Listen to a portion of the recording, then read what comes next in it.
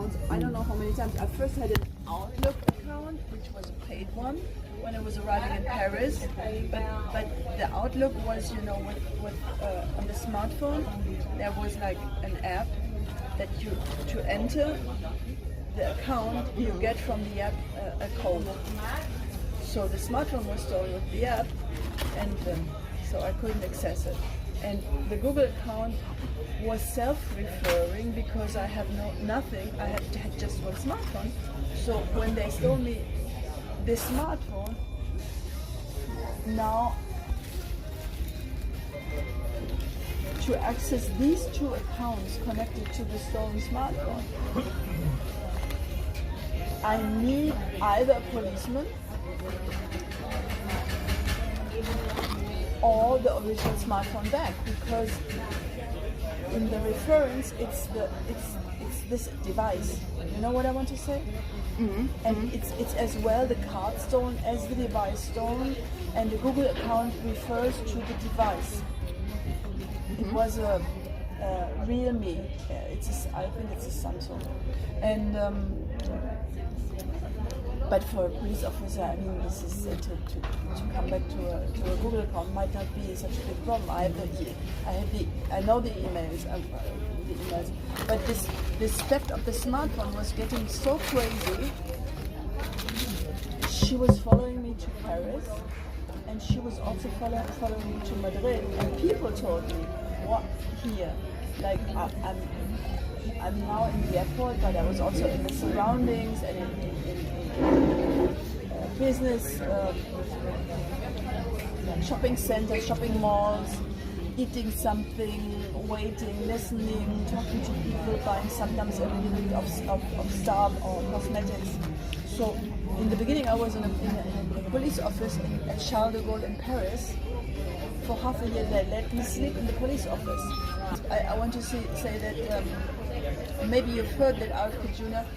is defending Hollywood.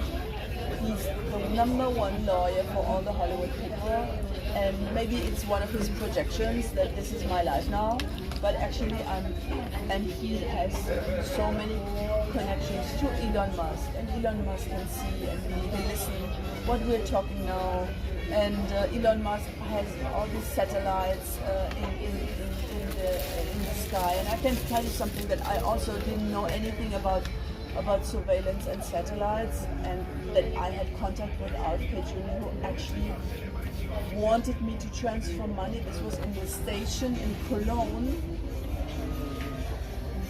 by the Western Union, and then he said, "Please go outside the building," and I didn't understand why he wanted me to be outside the building.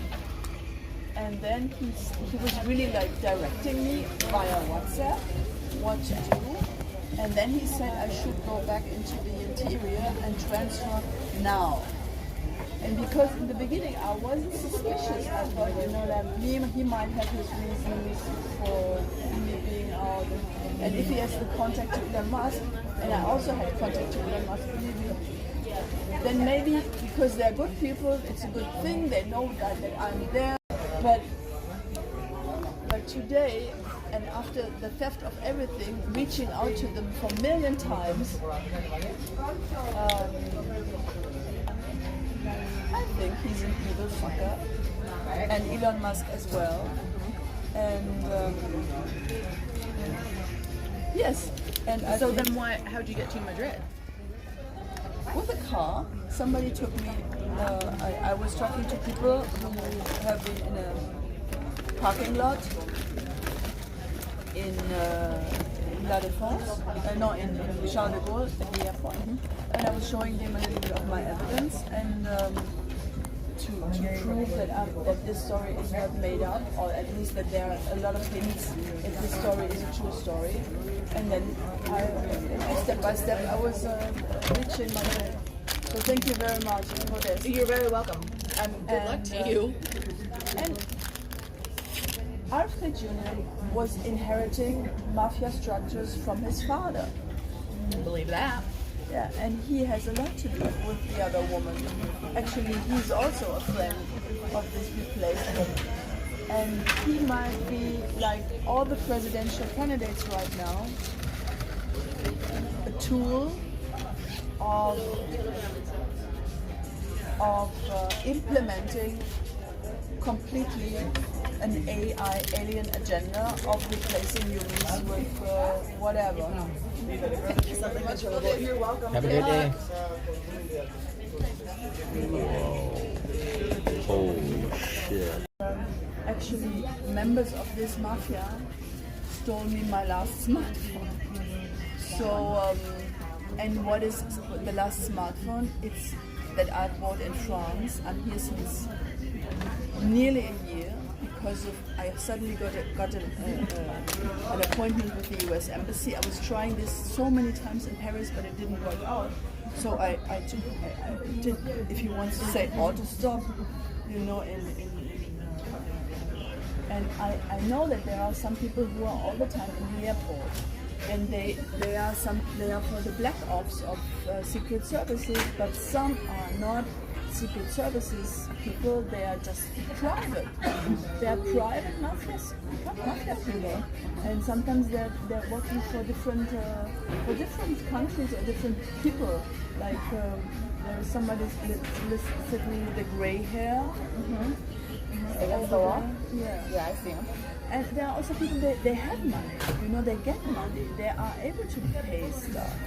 And the point is, if I would have another possibility, believe me, under no circumstance I would live here in the airport.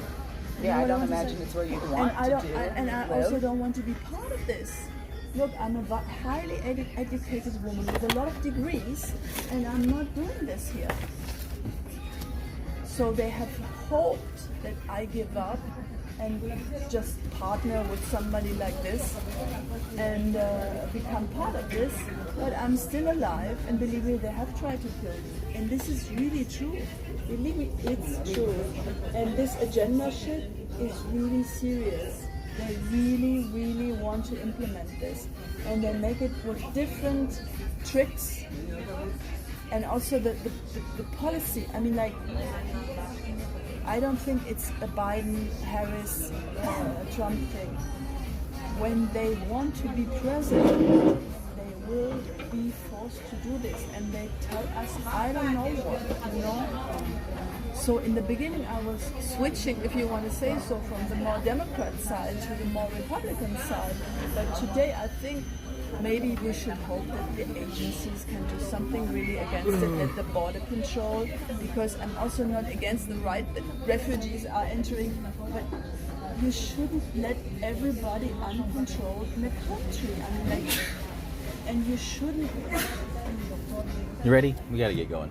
Yeah. For sure.